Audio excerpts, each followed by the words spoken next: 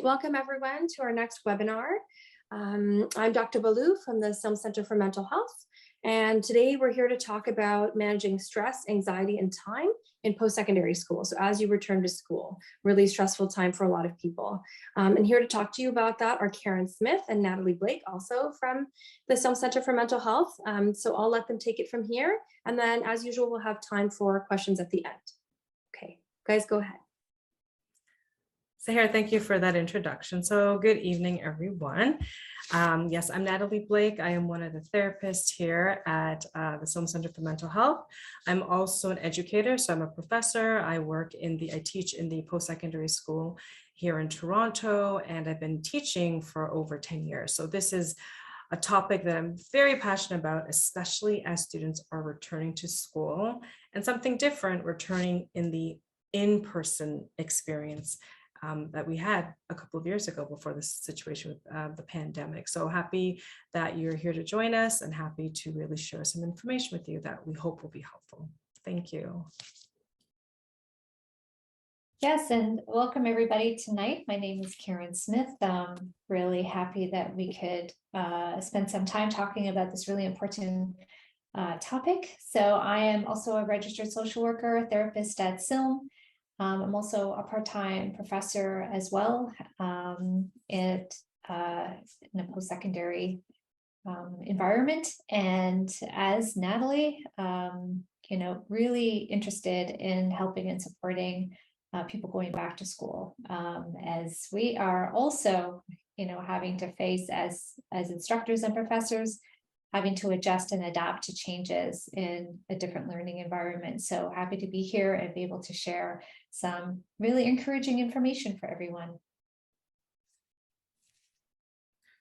So at this time, we're just going to transition and show you our PowerPoint slides. So just give me a second as I get that going on behalf of myself and Karen.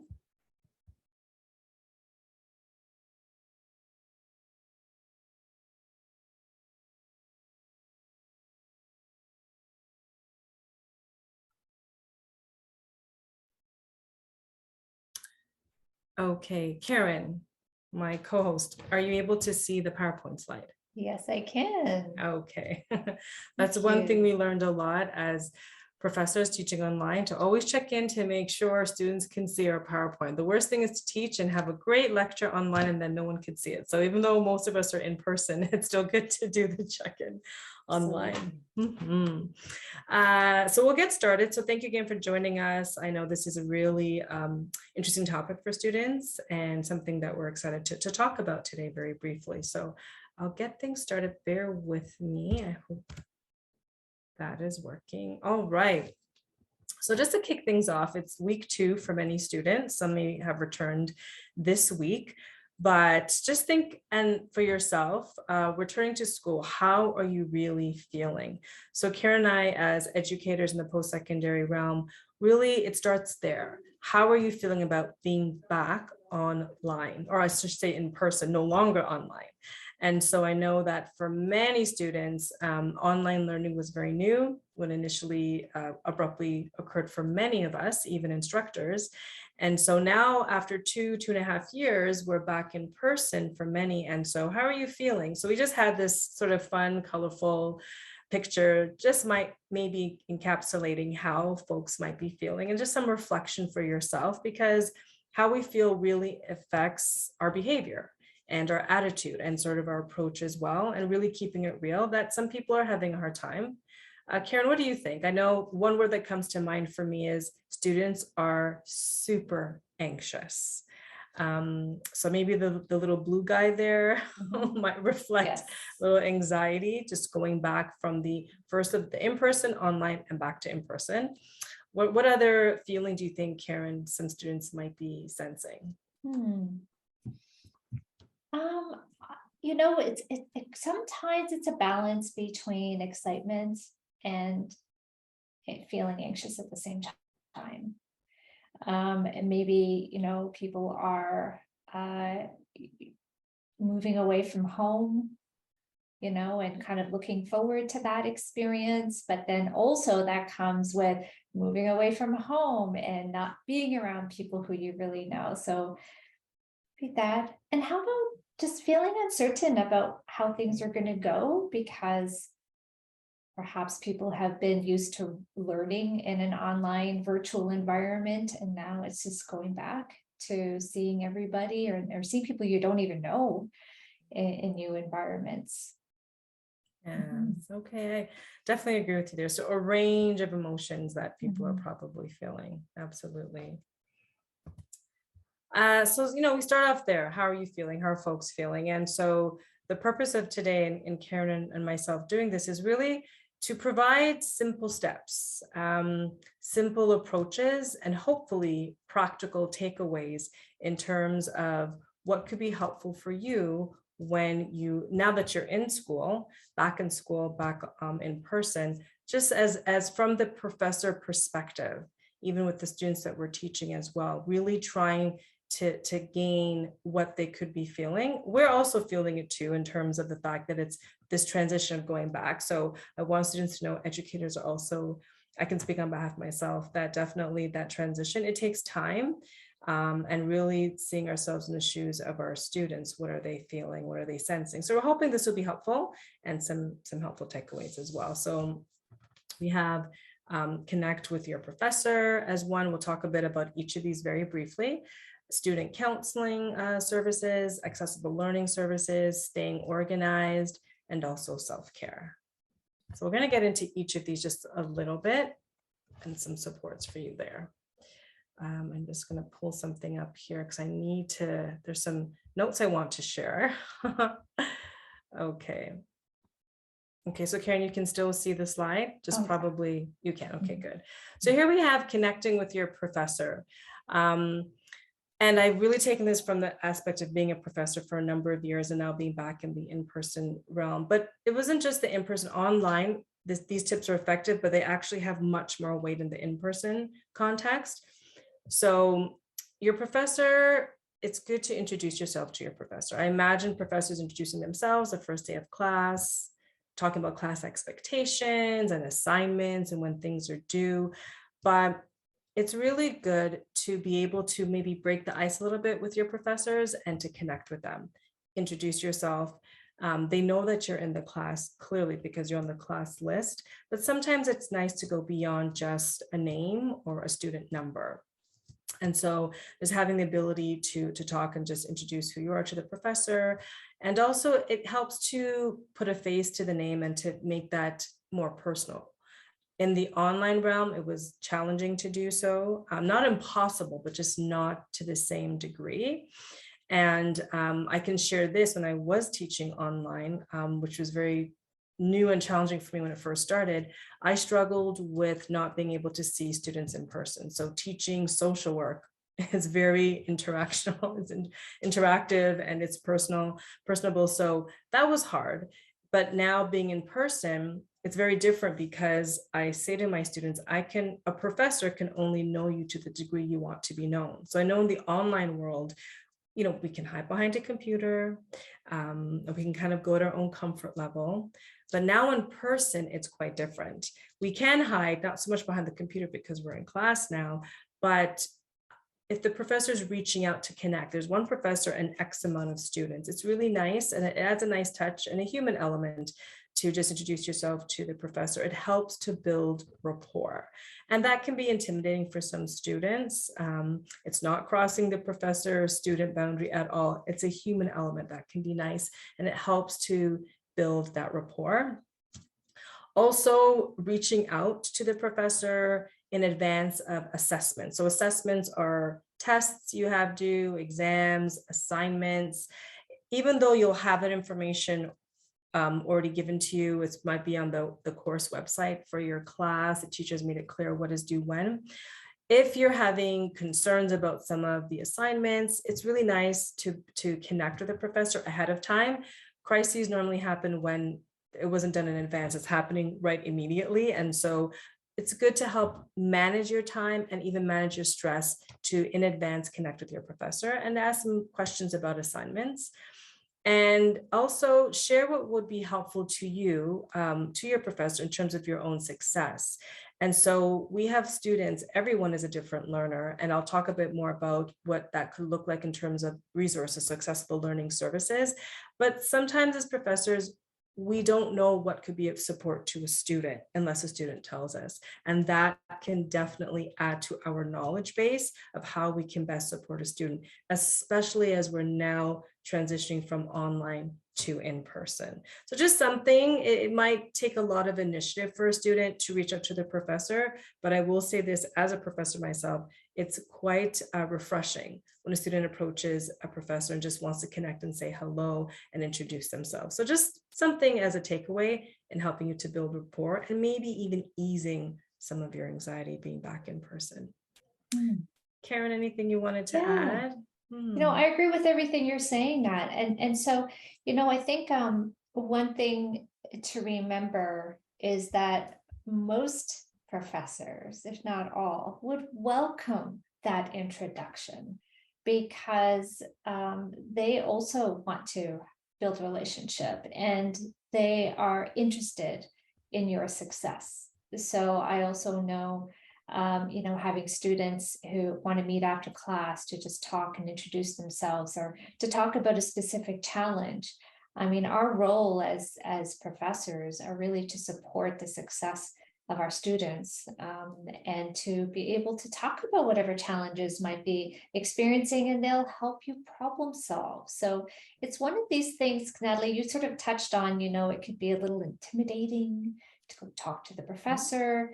But to know that they're on your side and want to help kind of, as I say, problem solve and look for solutions to any challenges you might be facing so that you can get through it. Absolutely. And just to add a final note to that, teaching and learning, so professor teaching and student learning, it's a partnership.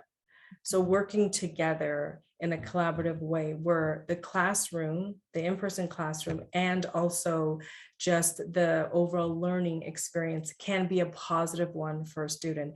And that can be quite closely connected to building that rapport with your professor. And I agree with you, Karen. It actually is quite nice when a student comes up and just introduces themselves and says, I'm looking forward to this in the class. I'm a little bit nervous about that. Again, at the end of the day, teacher and student, human element, that basic human connection can really go a long way as well, and helping reduce a little bit of the anxiety and sometimes the nervousness of being back in the in-person realm. So thanks, Karen, for that additional information. Next is student counseling services. So a part of stress, so going back to school, in any element, in person, online, there's an element of stress, anxiety, excitement, and all of that in between. What is helpful in terms of what you can do to navigate some of your own feelings is also accessing counseling services. So you know yourself best. And if you're someone where you're understanding what your body is telling you, what your mind is saying about maybe your level of stress, being back in school, the demand, the course load is really high, it's really helpful. And as for myself and Karen, being registered social workers and therapists with Silm Center for Mental Health, counseling is something we significantly advocate. And so it's really important to be aware of what's happening in your mind, what's happening in your body, and to try to reach out for support before you get into a crisis. Because when we're at the crisis, now our problem solving, our ability of awareness, self-awareness might actually be really, really disrupted. And so sensing ahead of time, like you might need to reach out to counseling services. At my school, at Karen's school, at many post-secondary schools, if not all of them, offer a department in counseling services, because that is a part of the holistic experience for students. And so this is something as a part of our series or our workshop is to really look at what are some services you can access and being able to access that as well at your school. And checking out the platforms that are being offered. So even though most schools are back in person, some schools are still offering counseling services through a multitude of platforms. So virtual is still happening, even though we're back in person. telephone counseling, and in person. And so it's helpful that one of these ways might be effective for you when you're seeking counseling. And so trying to check out your counseling service at your school and just seeing what platforms that they do offer can also be very, very helpful. Being proactive about your mental health, very, very important, especially as the weeks progress in the semester, the demand increases. And realizing all my assignments are coming up, I have a midterm exam, etc. So really trying to manage that. And Karen will talk about how to stay organized, which can really help to minimize our mental health as well. So I just want to share that with you. I was going to just add, Natalie, from my experience in working with students who might be experiencing significant challenges, say with attendance or completing assignments on time, chances are there's something going on outside of school. And chances are there's something happening at home or something happening in the student's personal life. And Natalie, I'm sure you would do the same, but we would always look for ways to support our students. And part of that is helping to problem solve in terms of how to make sure that you can successfully graduate, but also making sure that you're getting the support that you need to deal with that challenge, to deal with that crisis, in order for you to kind of get through it, and managing the stress and the anxiety through getting those supports is important. Absolutely. I don't know about you, Karen, but I know going to university way back in the day, there were services, but I don't believe the services back then are to the degree they are now. And so I always encourage students, your tuition is actually supporting a lot of these services. Take advantage of them for yourself and to be healthy in your body and in your mind. And it's very true that as a student, life doesn't stop, like it doesn't stop. The demands are still there. Attending school, a lot of students are balancing work. Some students have to work. It's necessary to work.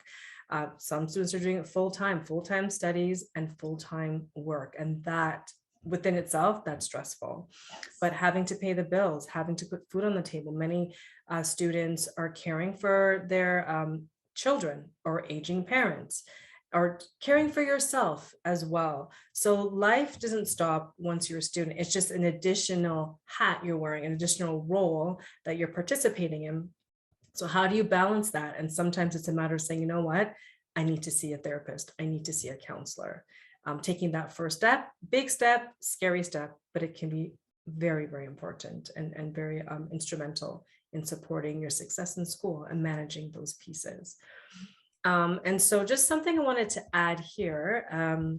So for some of us in our schools, there might be counseling services. I will share this one piece of advice that I know the school I work and I teach at, usually by midterm, midway through the semester, there's a waiting list. There can be a waiting list because there's now students who are really feeling stretched and they're seeking services, which is a good thing, but sometimes there could be such a waiting list because so many students are reaching out for services, for counseling services. So don't be discouraged if that's the case in your situation. What I wanted to include here are services, additional services that are external to post-secondary schools that could be helpful as well. Some of you folks who are on with us might be familiar with them, or it might be new for you. So I'm hoping that these images will help you. I hope these images will help you in terms of that you're needing. So I just wanted to go through it. I went through a little bit of this. So Good to Talk is quite well known, and it offers free confidential support to post-secondary students in Ontario 24/7. So that's free. These are all actually services I recommend to all my students. So it's not something I just Googled and quickly put it together for today. It's something I reviewed. It's come suggested by colleagues and I've recommended to students. Also therapy assistance online. So I'm going to see if I can try to put this in the chat as Karen's talking, just so I can I'll do the multitasking after, but therapy assistance online. They are committed to reducing mental health disparities by bringing affordable, effective, and accessible treatment to people who have limited access in the past, who've had limited access in the past. Wellness Together Canada. So this is sort of an arm from the Canadian government. So it's mental health and substance abuse supports funded by the Canadian government, free and confidential. And the last one there, Hope for Wellness helpline, that is available 24/7, and that's specifically to all Indigenous people across Canada. And all the counselors are experienced and culturally competent counselors. And again, they can be reached by telephone, online chat 24 hours a day and 7 days a week. There are much more. They also offer languages, English, French, Cree, Ojibwe, and Inuktitut, if I hope I said that correctly. So these are wonderful services that if for whatever reason, connecting with your own campus counseling services may not be amenable to you, or for whatever reason, or they may have a waiting list, these can also be very helpful. But your mind's important, your mind impacts your body and your success at school. So really taking care of yourself mentally is really important. So just something I wanted to share as well. Now you said something important, that it's confidential. Absolutely. And just a reminder that the counseling services that are offered at any campus, in the province, anywhere, it's strictly confidential. It's between you and the person you're seeking help from. They do not share information about what's being discussed to any of us. So that's important to remember. Of course, we know reasons why confidentiality would be breached, but other than those important areas, absolutely can. Thank you for emphasizing that, because that can be a hesitation for people, that I'm scared someone's going to talk about something I just shared about how I'm feeling, etc. And so it is ethical. It's based on the ethics of counseling, of social workers, of therapists. Maintain that confidentiality. It's a part of our integrity and our commitment to our clients and to our students. So thanks for adding that, Karen. And the last one, and then I'm going to take things off, and Karen will share her part, is accessible learning services. So I have in my first bullet there, learning can be stressful. It can be stressful on a good day. It can be stressful on a difficult day, especially as a student, where some students they're juggling up to 7 courses a semester. That can be intense, especially being back now, and juggling in person can be so different than online. Because if you miss a class online, I know and when I was teaching, a student could easily access the recording, but now it's live. And so maybe some students, they're getting a recording if they're still live. I don't know, every institution is different. But in most classes, or some classes, once you're in person and there's no online element, there's no recording to go back to. And then you have to go to your classes. And then, as we said, life doesn't stop when you're a student. And so with that being the case, what's really helpful that can really minimize anxiety is thinking about the fact that some of us learn very differently. And if you are straight out of high school, for some of us, you'll be straight out of high school and we had a diagnosis or a learning challenge or learning difficulty that was identified and we received supports in high school, then it's important to realize those same supports can happen for you at the college, university level as well. It's really important to reach out to your school's accessible learning services department and to connect with them and to explain the situation that this is my need, so that your professor knows how to best support you in a learning difference that you have. And this is usually called an accommodation. Now, for some of us, we may not have an actual formal learning diagnosis assessment, and we might be thinking, but I feel like I might learn a bit differently. And you may not even know how to explain it, but you sense your learning is different. Maybe you've been challenged in the past. You can't put your finger on it. So I encourage you as a student to still reach out for support. Access your accessible learning services at your school and just explain the situation. I'm also a big advocate of this when I'm in the classroom, just to say to students, even if you don't have a formal diagnosis or an assessment, that's okay, but you just want to talk to a consultant. So at my school, they're called accessibility learning services consultants. Speak to someone. It does not hurt, because what if you do have a different way of learning? that different way of learning is accepted and welcomed at your school.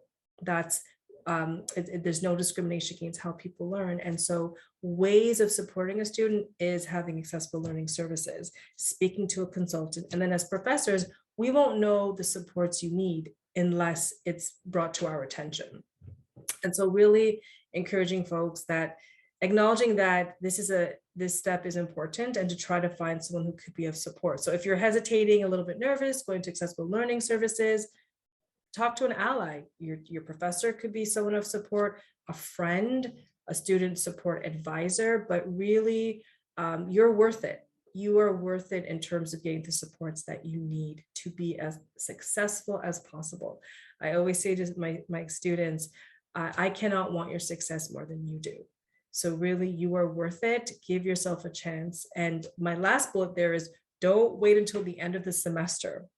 I say that all of this is from my own experience as an educator. When I see students who have really struggled the entire semester and they didn't know, or they hesitated, they thought they could push through, and it was really challenging. So don't wait till the end of the semester. Try your best just to reach out to someone and to get the supports you need. And that can help minimize some of your anxiety as you are back into the in-person school environment. So I just want to share that. I don't think I had anything else to add. I'm just going to check my notes. But yeah, I was just going to add, it kind of goes back to the fact that, as a student, you're investing in your future. You're investing in the course that you're taking. And so seeing it as an investment is important. Because you're going to want to do everything you can to get as much as you can out of your investment. And part of it is, as Natalie was saying, that these services are available to you and it's covered by your tuition, and it's there to be able to make sure that people get the supports they need. And to know that all of us as professors, also as Natalie, you were saying, we're invested in your success as well. So once we get that notification from the accessibility office or learning services, or however it is, or whatever school you're in, that's a cue for us to take note, to acknowledge it, to recognize that, to have a brief meeting with you to just acknowledge that this was received and kind of go over what your learning needs might be, and for us to accommodate that. So all around being able to support you so that you don't have to be stressed by whatever your challenges might be. Absolutely. And remember, it's a partnership in the classroom with your teacher. You do your due diligence and we always do ours as well. So we work together on that. Thanks, Karen, for your addition to that. So now I'm just going to transition to my colleague, and then I'm going to try to, at the end, maybe, Karen, I'll put in some of those links to some of the counseling services. Absolutely. Yeah, thanks for doing that. Okay, so staying organized. One of the things that could really increase our stress levels is not being organized. So one of the ways to kind of manage our stress levels is finding ways to be able to manage all of our different priorities. And when you're less stressed, you're going to feel better about yourself. You're going to feel better about your work. You're going to perform better on your assignments. So it's all part of us managing stress and anxiety. And when you are more organized, you'll have more time to enjoy for things that you really enjoy doing as well, which is part of the school experience, is finding things that are new, interesting, that you can enjoy, whether it's on campus or off campus. And so, you'll still have to study the materials, still have to go to class, take good notes, do homework assignments. But when you're organized, you'll have more time to do some of the important things instead of always being in a panic or rushed and feeling like you never have enough time to study or to get your work done. So the first thing, we always talk about, and Natalie and I had this little chat about, ways in which to support our students. And number one is a calendar, using and maintaining a calendar. And what that does, managing a calendar, that frees up space in your head so you don't always have to remember all the appointments, classes, or due dates, or any of those important events. And you don't always have to store it in your head, because that creates a lot of stress and anxiety when it's all in your head. So it's better to have everything organized in something that's visual, that you can go to, that you can actually see. And the nice thing too is that you can get reminders, which is really helpful. And to have events, to know about events before they sneak up on you. So it helps you plan and helps you be prepared. And it doesn't really matter, what calendar system you use. We do recommend that it's digital, of course, so that you can use it on your phone. And so most people use Google Calendar if you have or something compatible that you can look at. And one thing that we always recommend is that you print out your assignment summary, your weekly summary of your class, so you know what's expected of you. You know what the due dates are. Gather them all up for all of your classes and dump all of it, all of those important events into your calendar. So that includes all of your class times, important due dates and term papers, and any important meetings that you're having with your professors, because you don't want to miss that. So you want to make sure it's documented someplace, or with tutors, any extracurricular activities you might be involved in, or if you join student groups or student clubs, which we highly, highly recommend. It's important to form community where you're learning. If you're working out and you're exercising, you want to put that in there too. If you're working, many students are working, so you're having to balance a lot, and having that calendar would help you. And any important payment due dates that you don't want to miss, like paying your rent or credit card or paying your tuition, you want to put all of that in your calendar and have that with you. And then being able to update that every semester is going to be important. And the next thing that we, that could help keep you organized and could reduce your stress and reduce your anxiety is to manage a to-do list or a task manager. And so, while a calendar offers just the minimum level to be organized, a to-do list will just take you to that next level, where you also don't always have to store that information in your brain, which can create a lot of stress and worry for your brain to try to maintain all of this important critical information for you. So you find that you might mix up your to-do list with your calendar.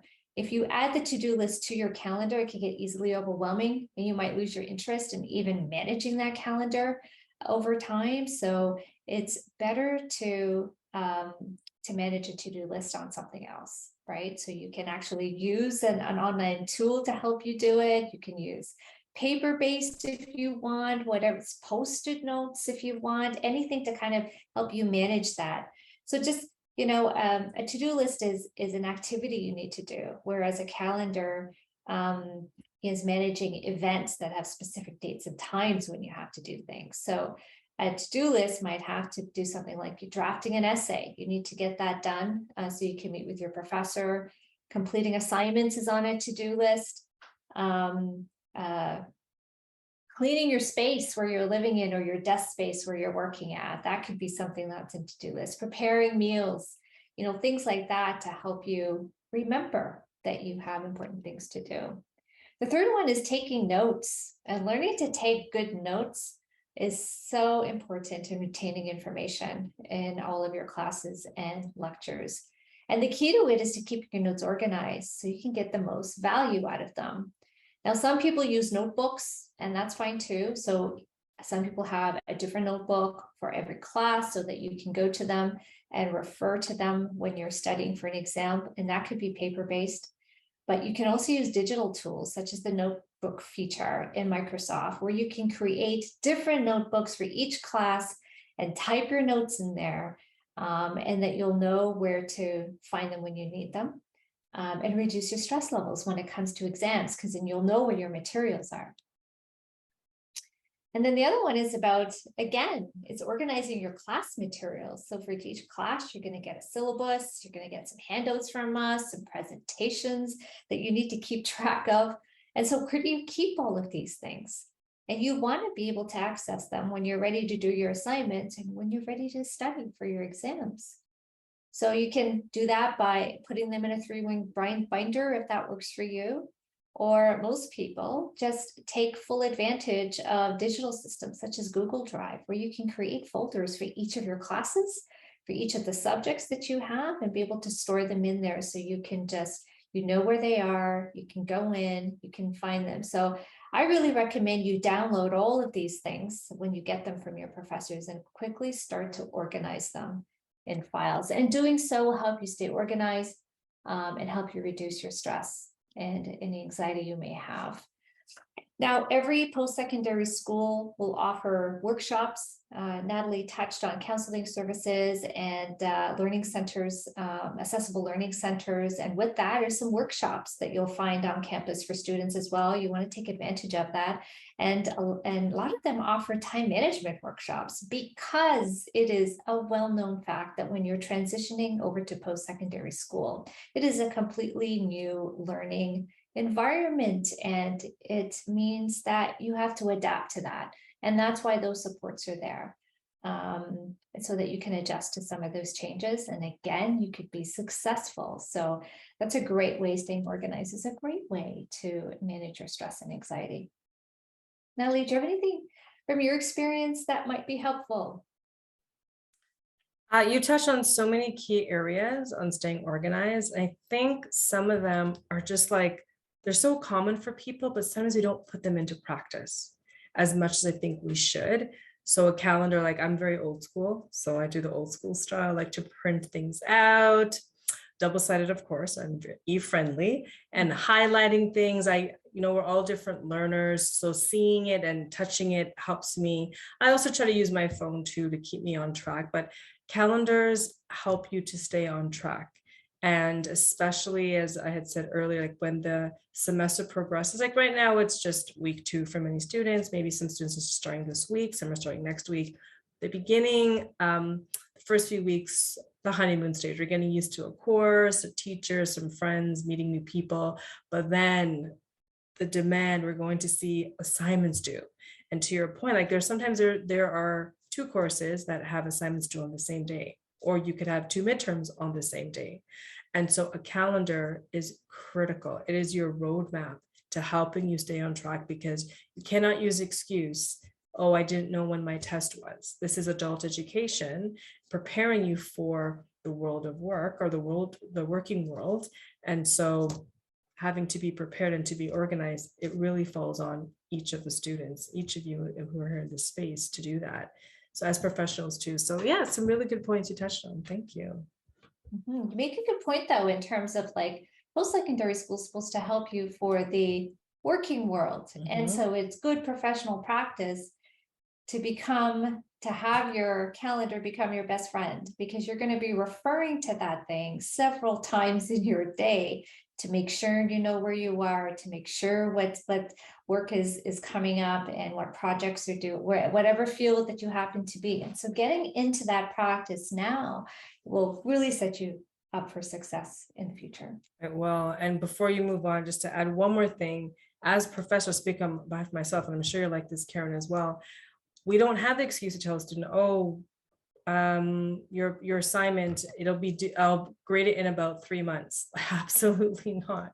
I would never say that to a student. We have deadlines to meet as well, and every professor is different, but a part of that is putting in the calendar, because some of us have an array of courses that we're teaching, and so staying on track means putting assignments when they're due, grading them and getting them back to students. That's our due diligence, and that's professional as well. So yeah, just to share, we need the same resources, and we have to apply them to ourselves too. We do. I agree.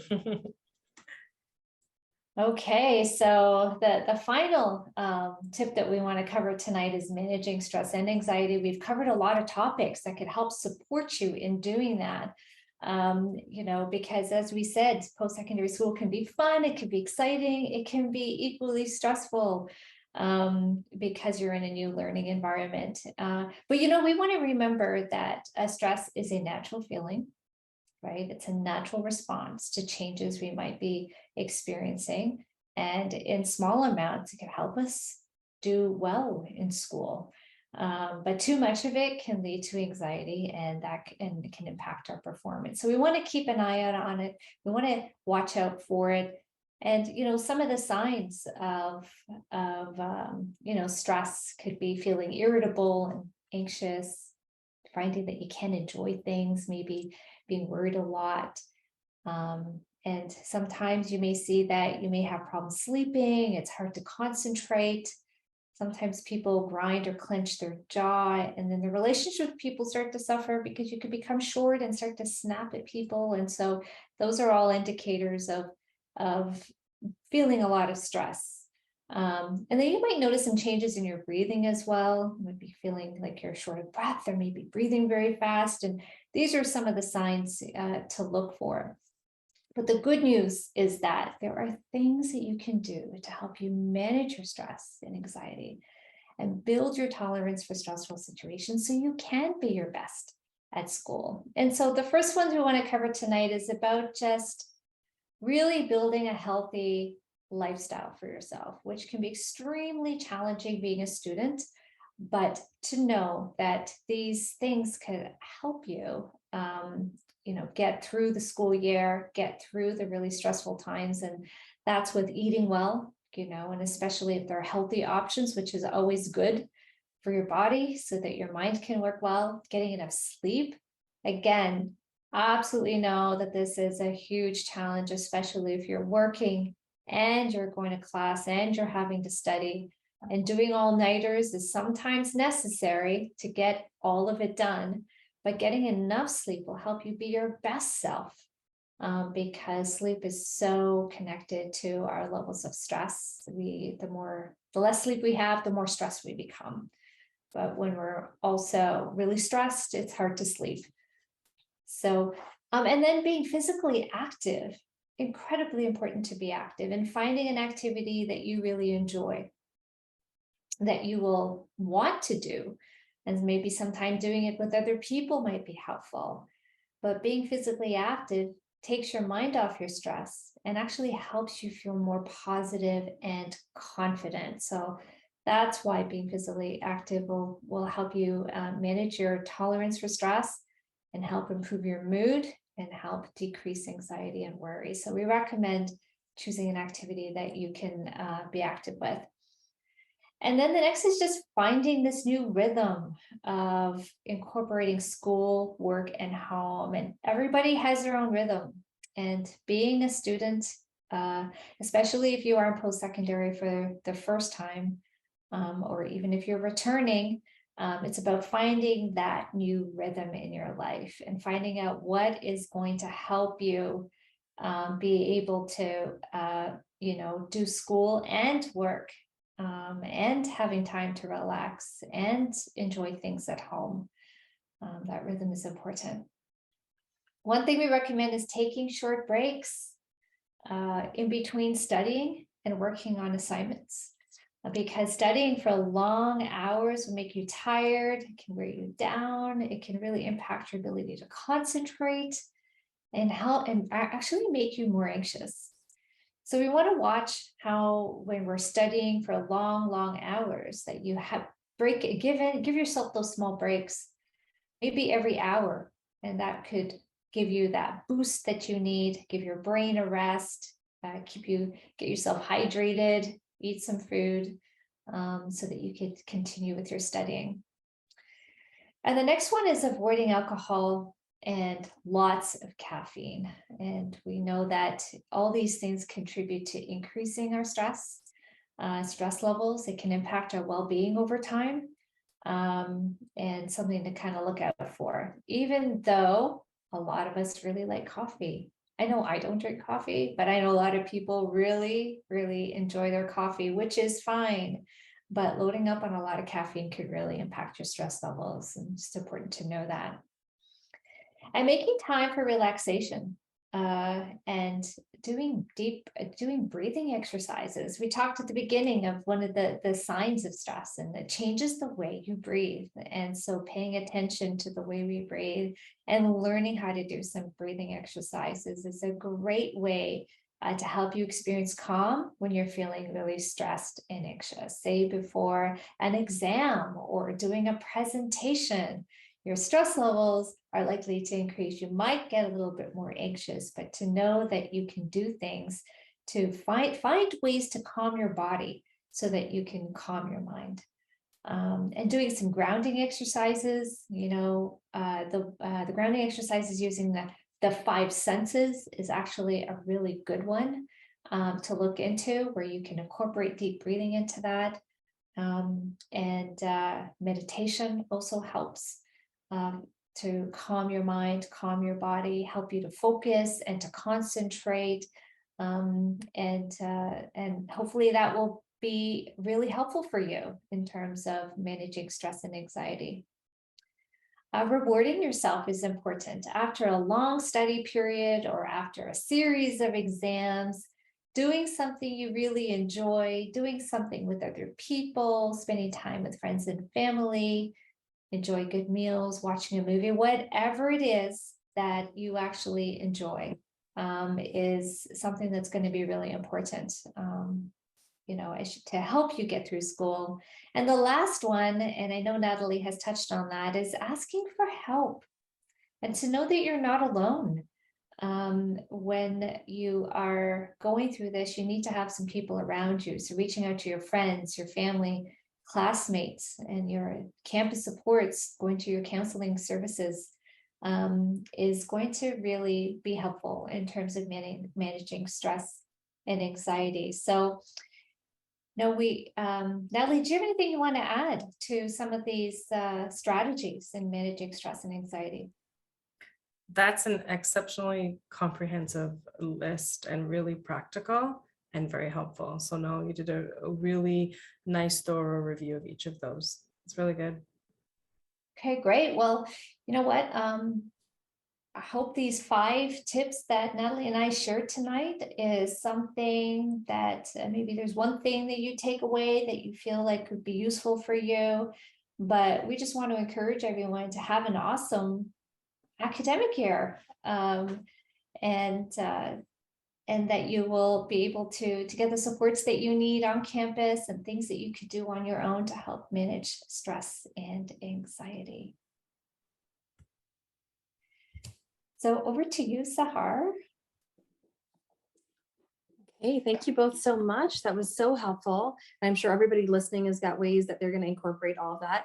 It struck me as you were talking that this is one of the most pressure-filled, stressful times in the lifespan, right? In that particular transition. It's also maybe the only time in life where your therapy is kind of covered for you by something you're already, paying for.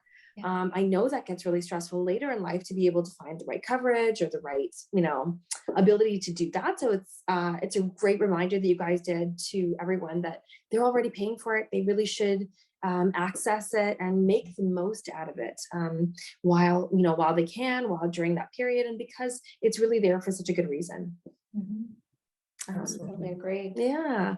Thank you so much, both of you. We do have some questions that have already rolled in. If anyone else listening has any questions, please go ahead and send them to us. So I'm going to go ahead and get started with the questions that have already come in. People are very excited to ask you both some things. I think sometimes I put too much pressure on myself to succeed. I want to do well, but maybe without all the pressure. What can I do? That's a good question. It's a broad question. I think the person asking it has to look at themselves. What does it mean to succeed? So what will it take for them to succeed? So is the course that they have going to contribute to that? What are the resources they have to succeed? So I know when I ask that question, I've been a program coordinator before, and I've had students who, as I said before, life has happened and they've had a really difficult life experience. And so they've had to take 2 courses off their plate, and to be able to manage, to be able to succeed. And I say, you know what? The school isn't going anywhere. So if that's what you need to do to be able to succeed in that moment, it's not a competition, it's not a race. You will get to the finish line. It just looks very different for every student. So I bring that up to say success looks different for many students, but looking at the resources, are they tapping into what's available to them, like the resources that Karen and I have talked about? And I think a huge element of success is connecting with your professor. It's a huge, I can speak as an educator, students who've stayed in touch with me, ask questions, ask for feedback that they got from an assignment where they didn't do as well as they thought they would have done, ask for that feedback because they wanted to know how to do better. So I think a professor can be a really great support. Student support advisor, I know at my school we have that. They may have a different name at different schools. They are a lifeline for many of our students. A student support advisor. So there's just so many elements. Great question, quite broad, and there's so many different pieces to it. But that's sort of what I suggest, and some of the ways to be successful. Yeah. Well, that makes a lot of sense. Reevaluate your metrics for success, or what it looks like for you, or what it looks like at this stage once you've started and you have all of the information in front of you. And then, what's realistic is probably something you can assess with your professor as well, right? Yeah. Okay, organizing and being on top of stuff is so hard. I know how to be organized. I just have trouble executing.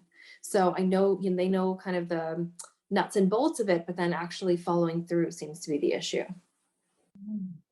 Yeah, that's so true, and that's one of the reasons why we added it to this list of knowing that staying organized can greatly reduce your stress levels. And so doing some of the things that we talked about today, like those simple tools like getting a calendar and making sure that you're entering in all those key things in there. There's one place, one calendar, you can see it on your phone. Set up the alerts is one of the most simplest ways.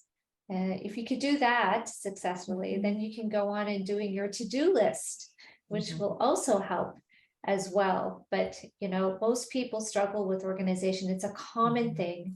But I think we all have to remember that our brains can only do so much for us. It's going to try to work really, really hard to help you be successful, but it can't remember everything. No. So you need some tools. So I would say, find and invest in those tools that will help you. Right. Seem like guides, right? Guides to following through. Yes. If I can just add just one thing too. So the opposite, of course, of being organized is procrastinating. I've had students admit to me like they procrastinate. I think a lot of us, very common, that accelerates stress.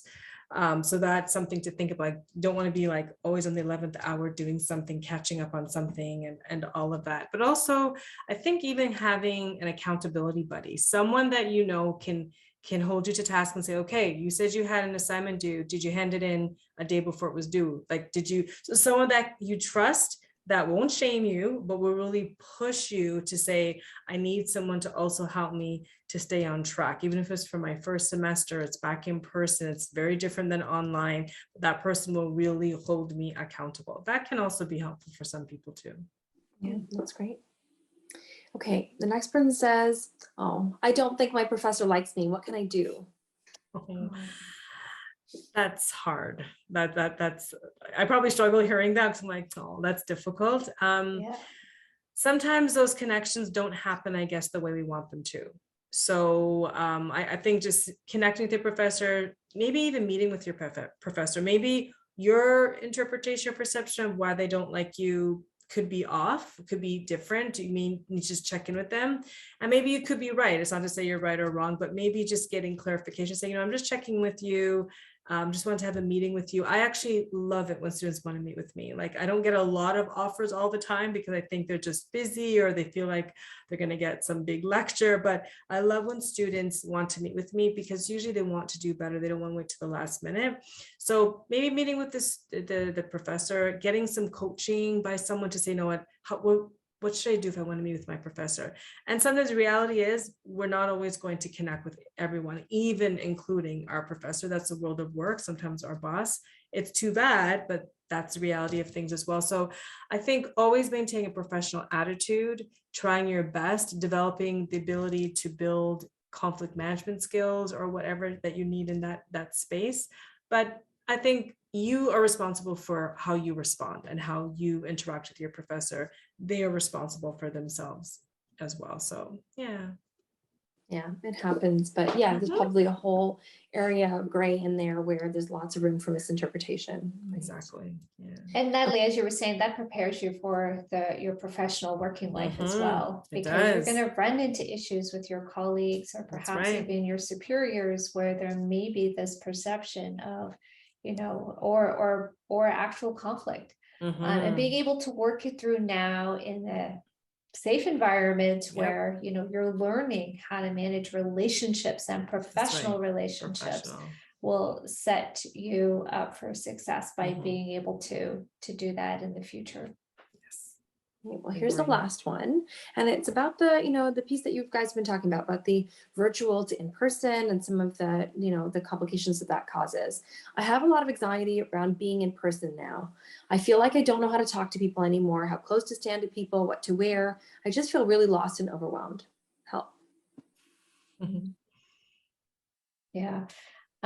You know, that is so common. And there may be some professors who feel the same way because we've all been in our homes learning. And so it takes a huge adjustment. And I would start off by saying, you know, just have some self-compassion for, you know, practice some self-compassion and say it's okay to not be okay in this new environment. Because chances are there's other people who feel the same way. You're not alone. Absolutely not. I think everybody's trying to do their best to work through the changes and to adapt and to learn a new way in a new environment. But definitely being, you know, understanding that you're not alone. And talking to somebody about it. Sometimes we need to talk about these things so that we're not keeping it to ourselves, and then that would further, you know, impact our feelings of stress and anxiety. And I would also say building, you know, connections with people if you can, to know that you are able to, even if it's one person in your class or something like that, where you can start to build relationships in a different way, because sometimes the only way to do it is really by trying. But yeah, and there are supports available, because we know that the changes during the pandemic has impacted a lot of people in very different and real ways. Just one thing to add to, Yeah.